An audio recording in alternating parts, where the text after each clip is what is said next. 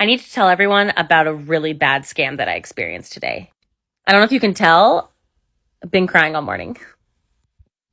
So I was awoken this morning at 7:20 a.m. roughly to a phone call from my sister. Like it was her contact, it was her face that popped up on my phone. It looked exactly like my sister was calling. So I answered it, and it was a man's voice on the other end screaming at me, telling me, "You're not going to call anyone else. You're not going to call the police. You're not going to talk to anyone. I have your sister." And like, it's so hard for me to describe to you how real this all sounded.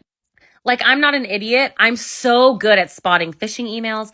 I'm so good at spotting spam calls. I never fall for anything. And this was like the realest, scariest moment of my entire life, literally. And the guy was screaming at me. He sounded completely unhinged. He sounded crazy. I heard muffled sobs in the background that sounded like a woman's voice. So of course I was like, "Oh my God, that's my sister." I fully 100% believed that this was real, especially since it was her contact that popped up on my phone. It wasn't some random number. So anyways, I end up talking to this guy for like 15 minutes. I'm trying to calm him down. I'm having like small talk with him, and I end up sending him money. And what's weird about it too is it's not like he was like, "Send me $1,500 in gift cards." It wasn't like that. He was like, "I need you to send me money. I need to get home. I just got out of jail. I'm just trying to get home. I'm not a bad person." He was saying. He started crying. Like, legit. There was even one point, this is the part that still gives me chills and makes me really scared.